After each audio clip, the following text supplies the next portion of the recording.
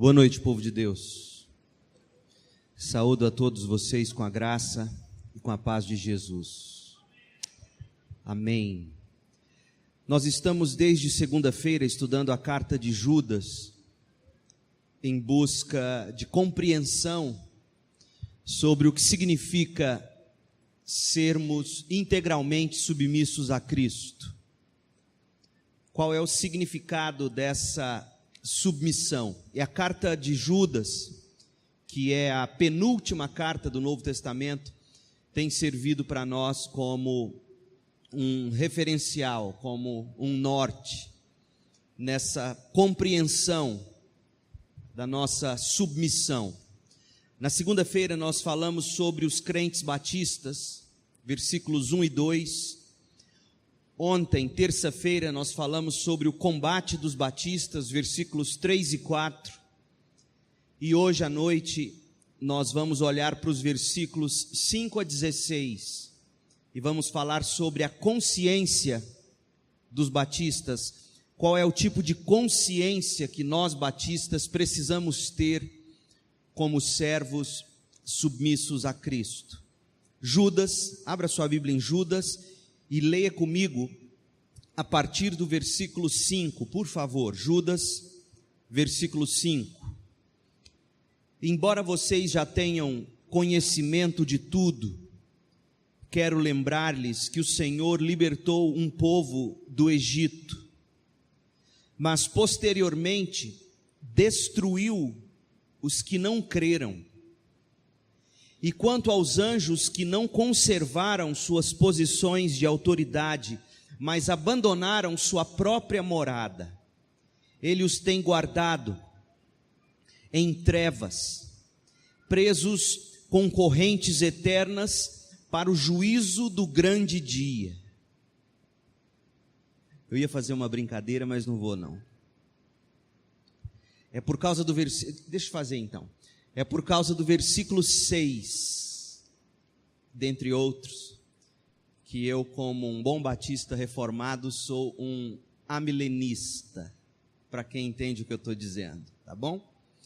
E quanto aos anjos que não conservaram suas posições de autoridade, mas abandonaram sua própria morada, ele os tem guardado em trevas, presos com correntes eternas, para o juízo do grande dia. De modo semelhante a estes, Sodoma e Gomorra, cidades em redor, se entregaram à imoralidade e a relações sexuais antinaturais. Estando sob o castigo do fogo eterno, elas servem de exemplo. Da mesma forma, estes sonhadores contaminam o próprio corpo, rejeitam as autoridades e difamam os seres celestiais. Contudo, nem mesmo o arcanjo Miguel, quando estava disputando com o diabo acerca do corpo de Moisés, ousou fazer acusação injuriosa contra ele, mas disse: Senhor, o repreenda. Todavia, esses tais difamam tudo o que não entendem, e as coisas que entendem por instinto, como animais irracionais, nessas mesmas coisas se corrompem. Ai deles, pois seguiram o caminho de Caim, buscando o lucro, caíram no erro de Balaão e foram destruídos na rebelião de Corá. Esses homens são rochas submersas nas festas da fraternidade que vocês fazem, comendo com vocês de maneira desonrosa. São pastores que só cuidam de si mesmos, são nuvens sem água, impelidas pelo vento, árvores de outono, sem frutos, 2 vezes mortas, arrancadas pela raiz, são ondas bravias do mar, espumando seus próprios atos vergonhosos, estrelas errantes, para as quais estão reservadas para sempre as mais densas trevas. Enoque, o 7º a partir de Adão, profetizou acerca deles. Vejam, o Senhor vem com milhares de seus santos para julgar a todos e convencer todos os ímpios a respeito de todos os atos de impiedade que eles cometeram impiamente e acerca de todas as palavras insolentes que os pecadores ímpios falaram contra ele. Essas pessoas vivem se queixando, descontentes com a sua sorte, e seguem os seus próprios desejos impuros, são cheias de si e adulam os outros por interesse. Amém. Irmão Judas, que escreveu essa carta, era irmão de Jesus. Irmão de Jesus e irmão de Tiago, o líder da igreja de Jerusalém. Judas estava vivendo no final da era apostólica. Quando ele olha para o cenário ao seu redor, quando ele olha para as igrejas, para os líderes que se levantavam nas igrejas, ele encontra apóstatas. Quem eram os apóstatas? Apóstatas eram aqueles líderes, aqueles homens que haviam se divorciado da doutrina dos apóstolos, do ensino dos apóstolos. Eles haviam se apartado da sã doutrina. Eles tinham se infiltrado disfarçadamente nas igrejas e estavam causando um estrago espiritual. Dois tipos de estrago. O primeiro era o estrago doutrinário. Eles estavam ensinando mentiras sobre Deus. E esse estrago estava naturalmente causando um estrago maior ainda, porque, como Jesus diz em Mateus, à medida em que doutrinas falsas são absorvidas, o amor das pessoas se esfria. Elas se tornam egoístas, como seus líderes, e Judas os descreveu no texto que nós lemos. São pastores que só pensam em si mesmos, como a multidão de crentes que só pensam em si mesmos. E aí Judas, ele tem uma estratégia. E a estratégia dele aqui nos versículos 5 a 16 é apontar para nós um tipo de consciência que a gente tem que ter. Consciência cristã. Que consciência é essa? Ele vai descrever o perfil dos cristãos. Em Judas, nos versículos 1 e 2, Judas descreveu quem nós devemos ser. Depois ele definiu a batalha, nós vimos isso ontem. Hoje, nos versos 5 a 16, ele denuncia os atos desses apóstatas. Ele denuncia as práticas desses homens que abandonaram a sã doutrina. E amanhã, se Deus permitir, nós vamos olhar para os versos 17 até o fim da carta e vamos ver o que ele fala sobre estratégia para a nossa vitória. Hoje eu quero que você tenha consciência comigo sobre quem são esses apóstatas. E Judas é interessante. Versículos de 5 a 16, ele vai descrever para nós os apóstatas, esses que se divorciaram da doutrina apostólica, a partir de 3 ângulos. Em primeiro lugar, ele faz um paralelo entre os falsos apóstolos e os apóstatas do passado. Ele olha para o passado e ele começa a relembrar exemplos de homens apóstatas.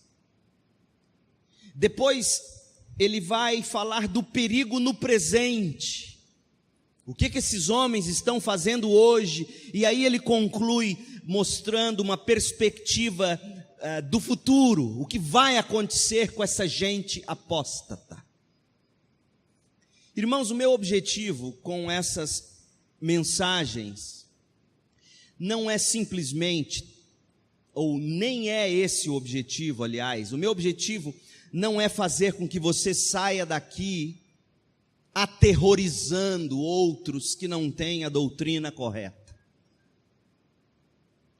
Eu fico muito triste com colegas que pensam como eu penso, que creem em doutrinas que eu creio, defendo e morreria por elas, mas que são extremamente orgulhosos, vaidosos, arrogantes, sectários.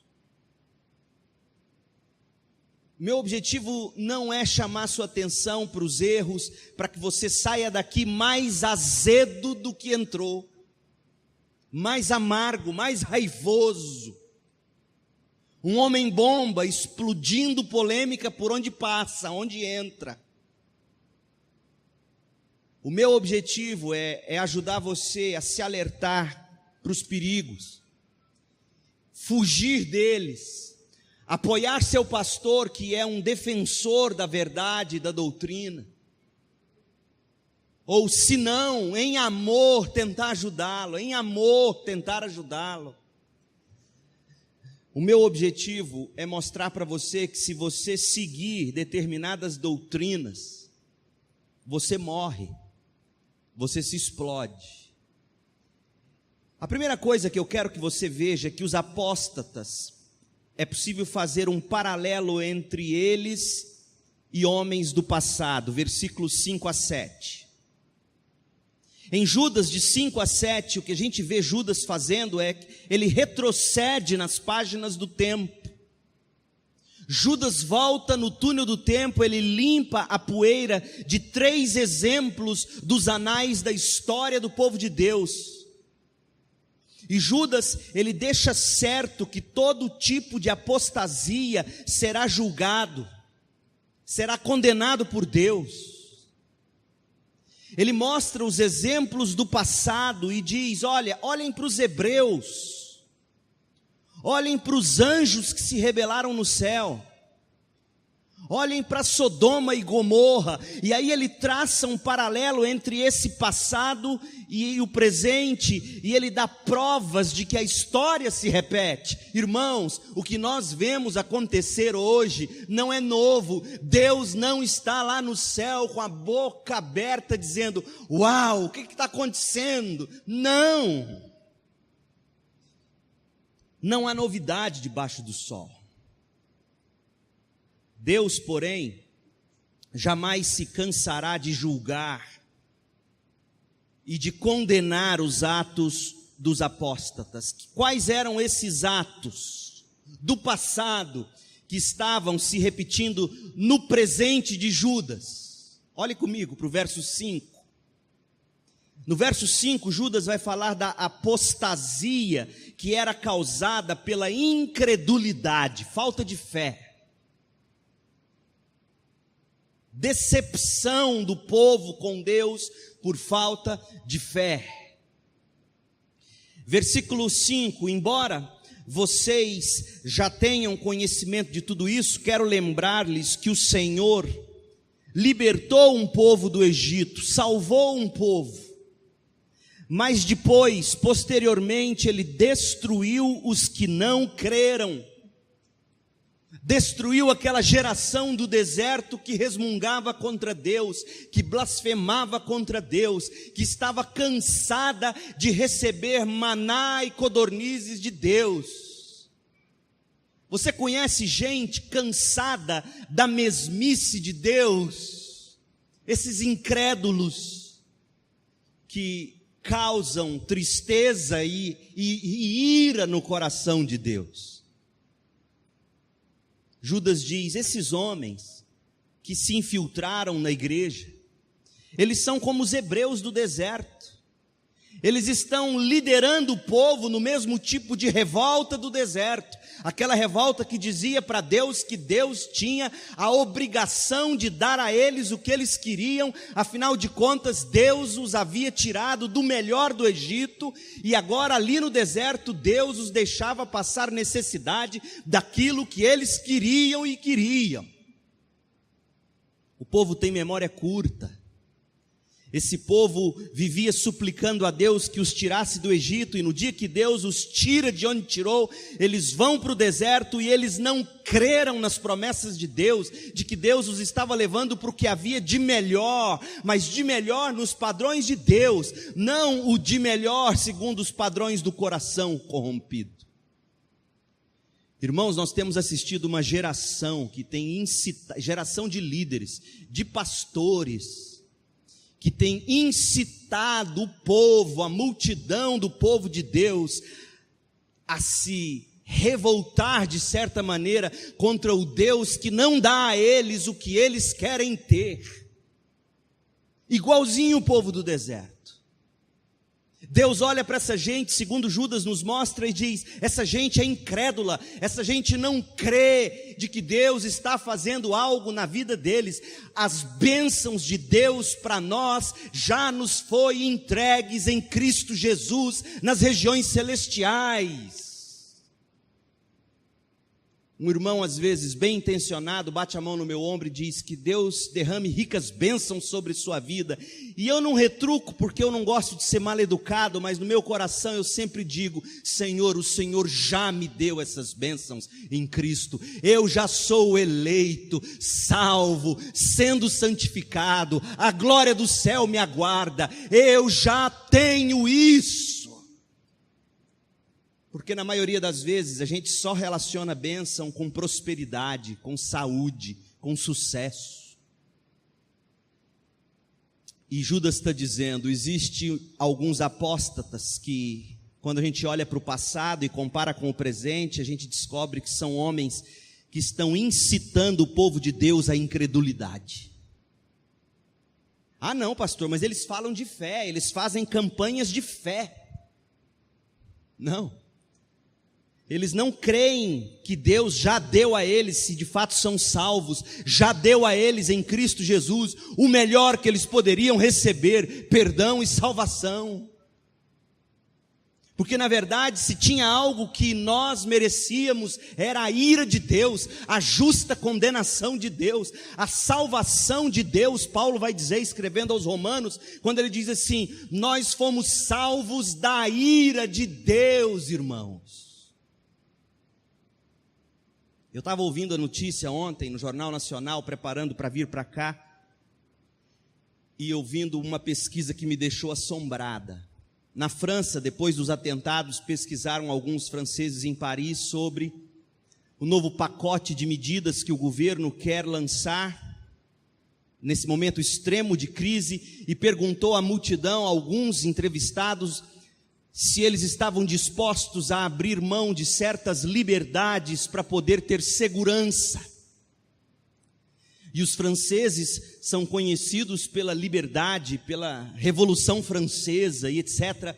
E eu fiquei abismado ao ouvir que 87% deles estão dispostos a abrir mão de certas liberdades para serem mais seguros. E aí eu fiquei pensando: meu Deus, o que o terror não é capaz de causar no coração de alguém. E aí me lembrei da ira de Deus. Sabe por que nós não queremos abrir mão de tantas liberdades? Porque a gente não acredita que o que há de pior para aquele que não crê é que ele já está condenado, já vive sob a ira de Deus, e o que o aguarda no inferno é aterrorizante, 1000 vezes pior, infinitamente pior do que qualquer Estado Islâmico pode fazer, irmãos. É por isso que eu digo, fazendo eco com Judas, esse povo não crê em Deus. Não crê em justiça, não crê em condenação, não crê que o melhor de Deus, o melhor que Deus poderia nos dar, Ele já nos deu em Cristo Jesus. Agora, nós só somos peregrinos, e pelo Senhor da glória, nós já fomos advertidos, quando Ele disse que nesse mundo nós teremos aflições, mas com bom ânimo nós venceremos o mundo. Isso não significa que nós vamos vencer todas as contas que a gente tem para pagar, não é isso. Nós vamos vencer o pecado, vamos vencer a peregrinação, e vamos chegar no céu. Essa é a vitória, irmãos. Depois Judas fala dos anjos. Verso 6, Judas fala da apostasia causada pela insubmissão. Olha o que o texto diz: e quanto aos anjos que não conservaram suas posições de autoridade, mas abandonaram a sua própria morada, Deus os tem guardado em trevas, presos com correntes eternas, para o juízo do grande dia. anjos que não se submeteram à soberania de Deus, anjos que não se submeteram à liderança de Deus. Nós vivemos no meio de uma geração insubmissa, de uma geração incrédula, porque o primeiro resultado de uma geração incrédula é insubmissão. Quando você não crê em alguém, você não se submete a ele. E a consequência imediata de quem descrê, ele não se submete. Ele bate o pé, ele resmunga, ele emburra, ele faz cara feia, ele blasfema. E Judas está dizendo: nós temos uma geração inteira de líderes, que quando comparados ao passado, podem ser comparados aos anjos que se rebelaram em insubmissão. Sabe qual é a grande causa de depressão espiritual entre o povo de Deus? É o povo que creu naquilo que Deus nunca prometeu. E aí se indignam com Deus, se levantam contra Deus, se insubordinam e daí se decepcionam. Outra coisa, verso 7, Sodoma e Gomorra, apostasia causada pela imoralidade. Olha o que diz: de modo semelhante aos anjos insubmissos, de modo semelhante aos hebreus incrédulos, a geração dos falsos apóstatas são como Sodoma e Gomorra e as cidades em redor que se entregaram à imoralidade e às relações sexuais antinaturais, estando sob o castigo do fogo eterno. Elas servem de exemplo. Quanta imoralidade dentro da igreja do Senhor Jesus Cristo. Quanta pornografia. Quanto adultério no coração e na alma. Quanta lascívia. Quanta cobiça imoral.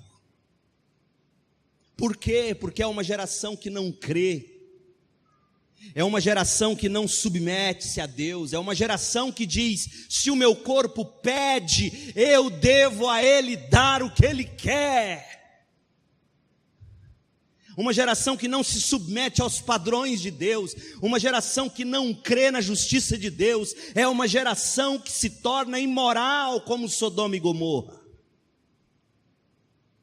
Mas Judas está dizendo que do mesmo modo que Deus julgou o seu povo, do mesmo modo que Deus julgou anjos, do mesmo modo que Deus julgou Sodoma e Gomorra, Ele vai julgar incrédulos, insubmissos e imorais em todos os tempos. Segundo lugar, Judas fala dos apóstatas como perigo no presente. Ele fez uma comparação entre eles com o passado e agora ele fala do perigo que eles oferecem hoje, aqui e agora. Verso 8 ao verso 13. Ele diz que os apóstatas dos tempos dele e também os apóstatas de todos os tempos seguem um caminho perigoso, um caminho escorregadio. E o objetivo dele é nos alertar, é dizer: cuidado, ainda dá tempo.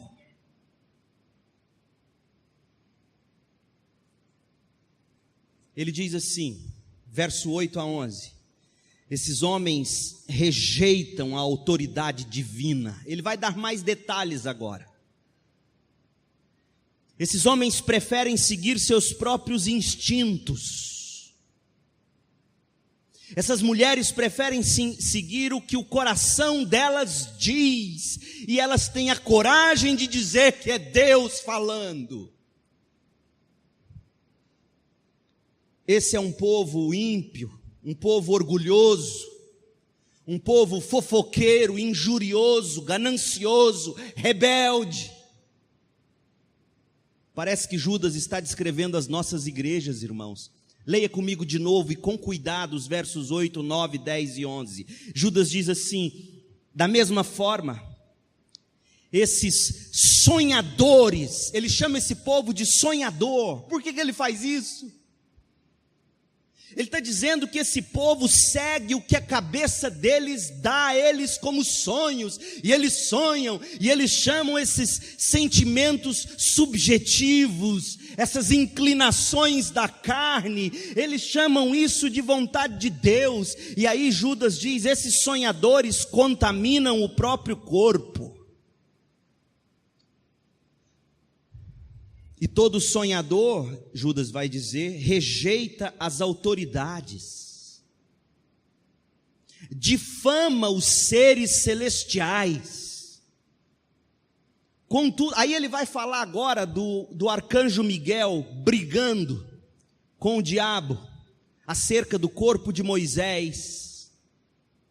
Ele está citando uma literatura fora das escrituras, mas ele está usando um exemplo interessante. Ele está dizendo assim: quando o arcanjo Miguel brigou com o diabo pelo corpo de Moisés, o arcanjo Miguel é tão submisso a autoridades, mesmo satânicas, que ele não ousou blasfemar contra o diabo. Uau! Irmãos, eu não sou petista, também não sou PSDBista, mas eu tenho dito na minha igreja: não fale mal da nossa presidente na minha frente, ou me mande qualquer WhatsApp. Não votei nela, mas essa insubmissão que a gente vê acontecendo é um negócio fora da realidade. Se esses crentes, em vez de ficar mandando WhatsApp jocoso, maldoso, carnal, ridicularizando a falta de dedo do ex-presidente da república, é carnalidade. Se eles gastassem tempo orando, suplicando, clamando, nós ganharíamos muito mais. Irmãos, nós somos uma geração que não se sujeita à autoridade. Você já parou para pensar que Deus pode estar fazendo uma grande obra no Brasil através dos governantes que hoje nos oprimem? Era assim que ele fazia no Antigo Testamento. Leia o profeta Isaías. Ele diz: quando Deus quer julgar um povo, Deus levanta líderes que massacram esse povo.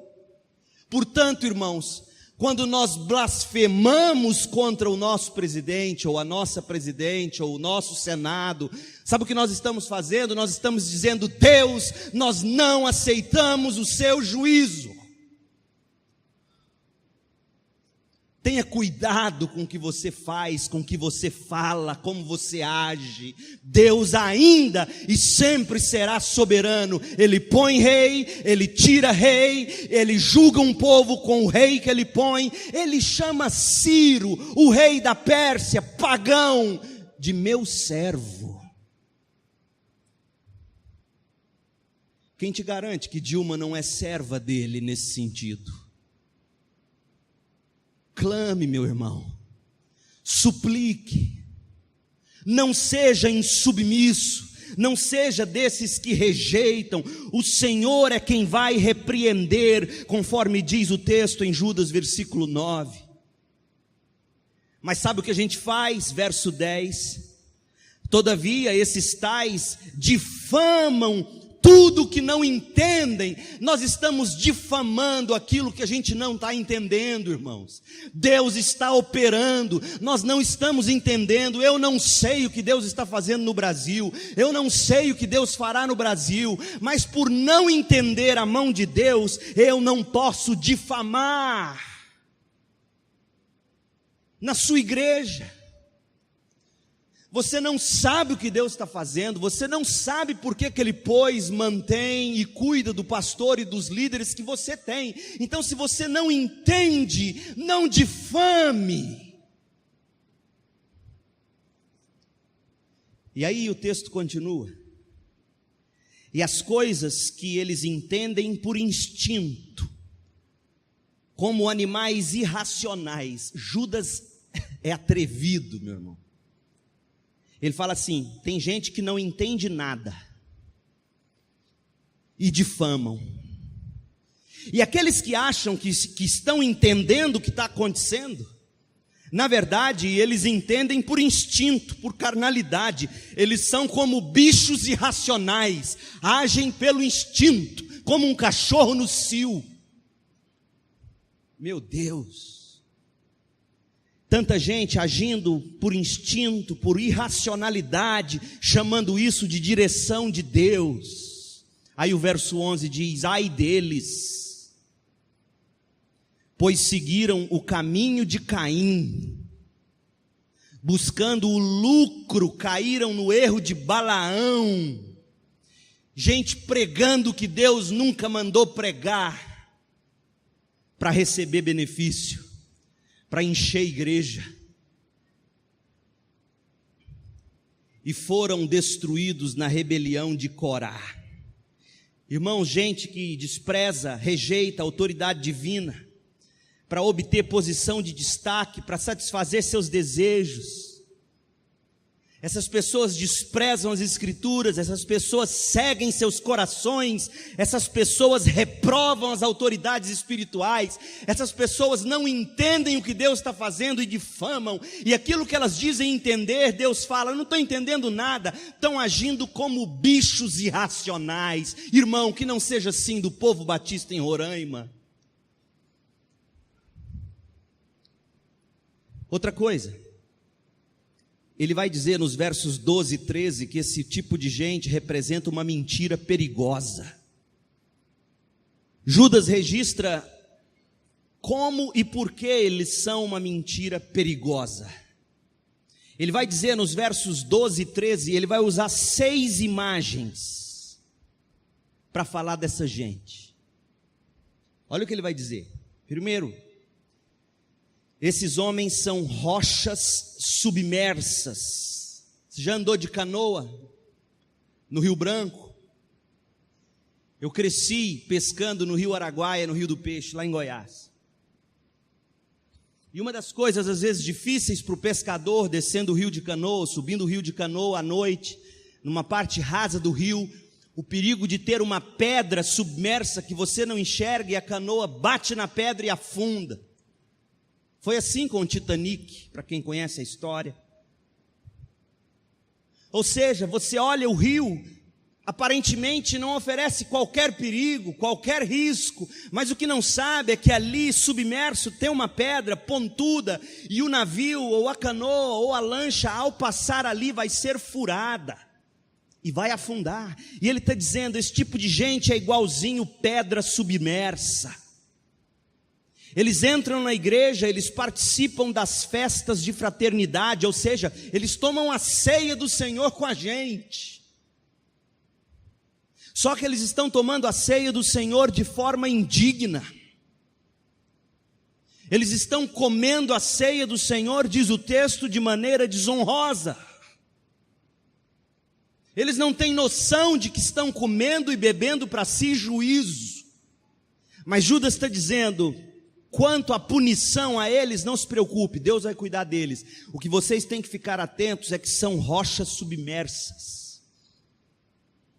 Outra coisa, pastores egoístas, falsos, piedosos, que só pensam em si mesmos.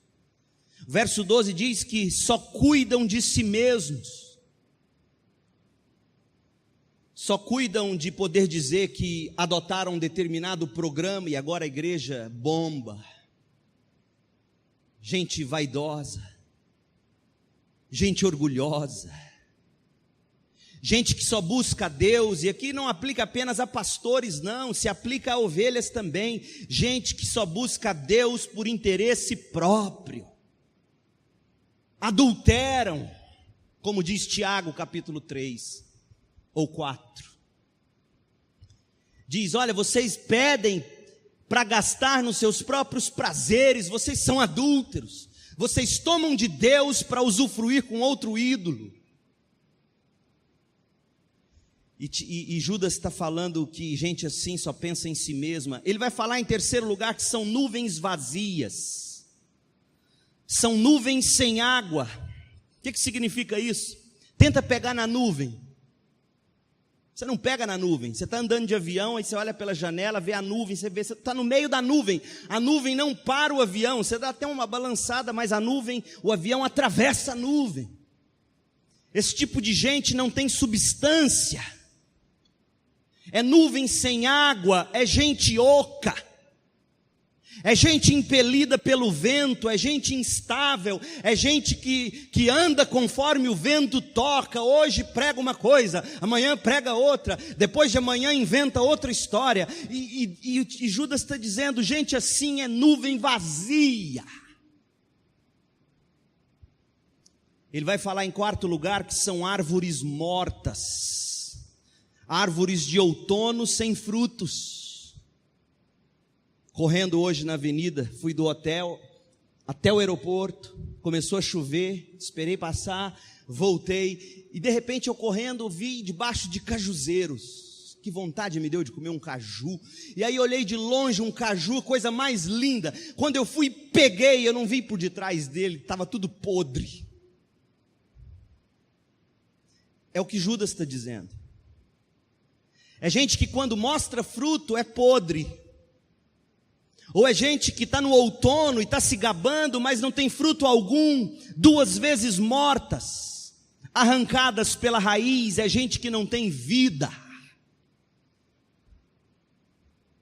Em quinto lugar, ele fala que esse tipo de gente são ondas bravias. Verso 13, são ondas bravias do mar, espumando seus próprios atos vergonhosos. Sabe o que ele está dizendo?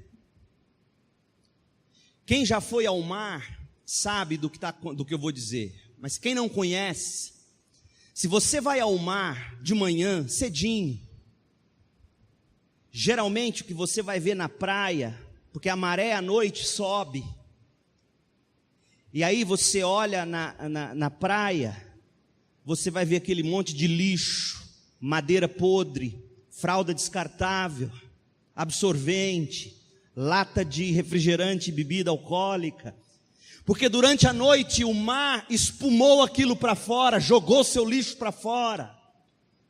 E Judas está dizendo que esse tipo de gente, quando abre a boca, é como ondas bravias, eles vomitam lixo, ignorância, arrogância, podridão. E ele fala por último que são estrelas errantes para as quais estão reservadas para sempre as mais densas trevas. O que são estrelas errantes? São aquelas estrelas que passam e brilha bonito, igual estrela cadente, brilha bonito, mas cai e você nunca mais vê,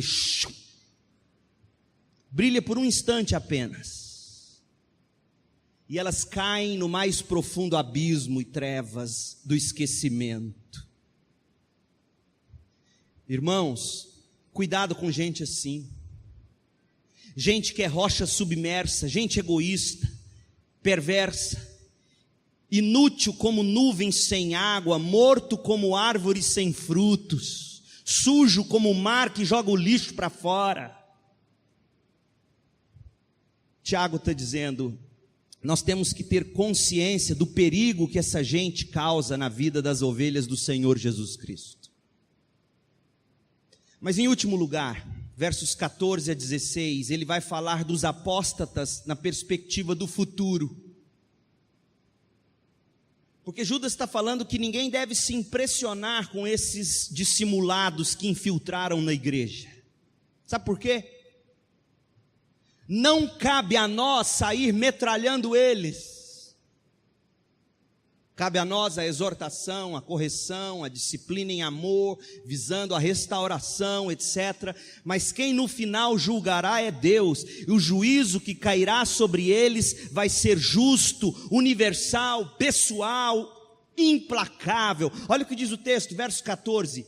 Enoque, o sétimo a partir de Adão, profetizou acerca deles. Vejam, o Senhor vem com milhares de seus anjos para julgar a todos e convencer todos os ímpios a respeito de todos os atos de impiedade que eles cometeram impiamente e acerca de todas as palavras insolentes que os pecadores ímpios falaram contra Ele, o Senhor. A justiça de Deus virá, irmãos.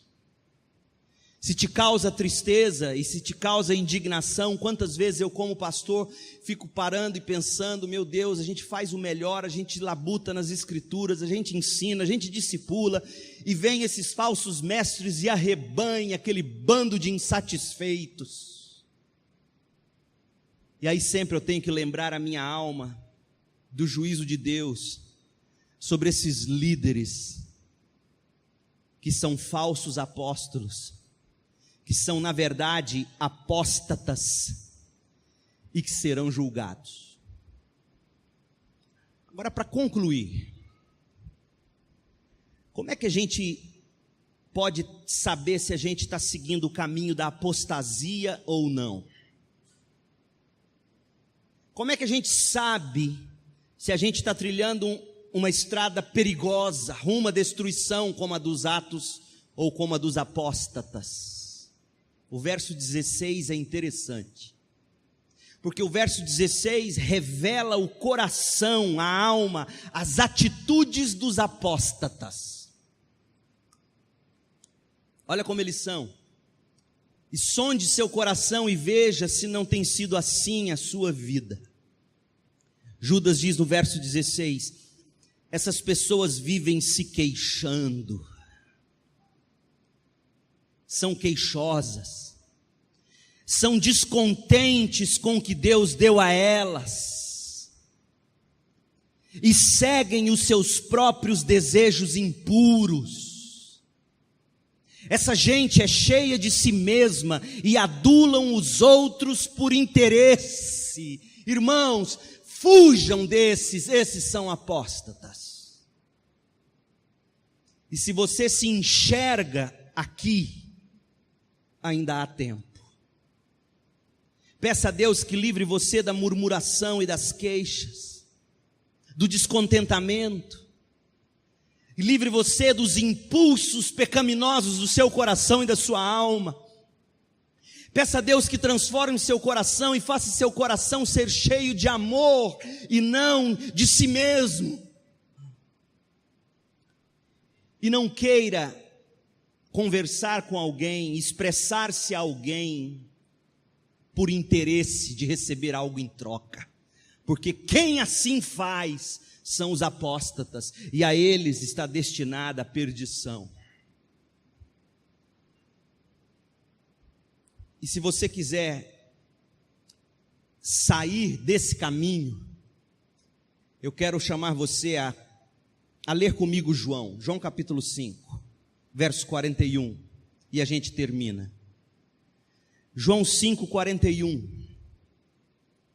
João vai dizer aqui para nós o que de fato vai no coração de um apóstata.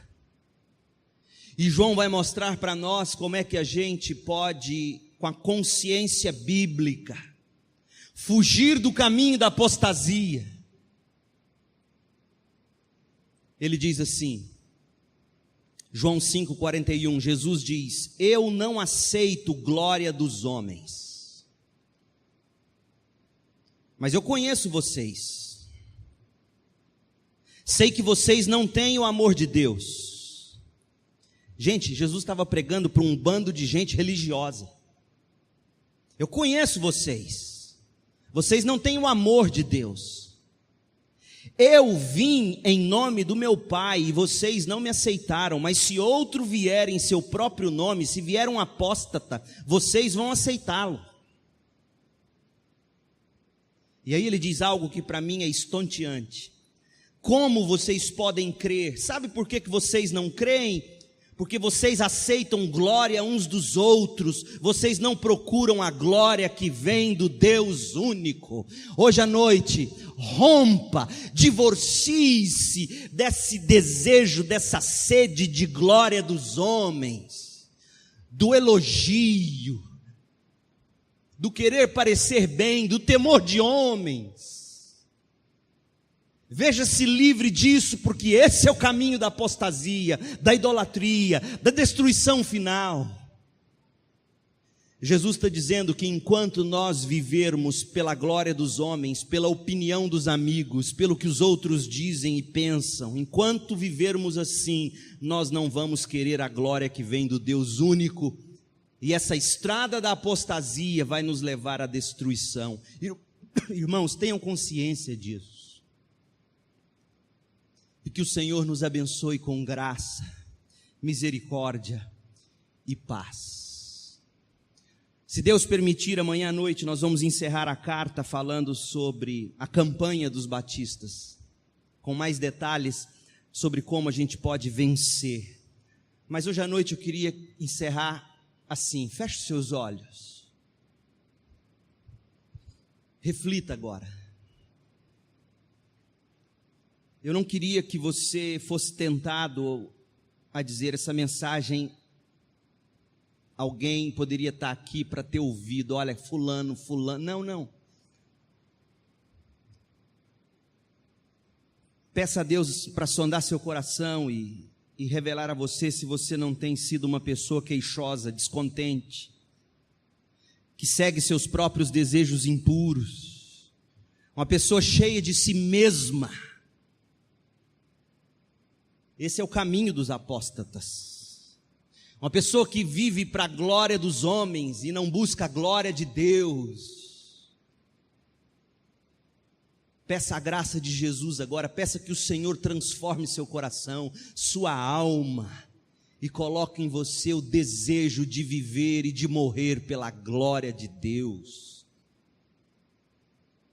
Ó Deus, que o Senhor abençoe meus irmãos aqui, que o Senhor abençoe minhas irmãs, e que hoje à noite possa haver entre nós alguém que porventura, se não conhece a graça, que o Senhor derrame essa graça agora, que o Senhor abra a sua mente, abra o seu coração, transforme o coração de pedra em carne, ensine essa pessoa a amar.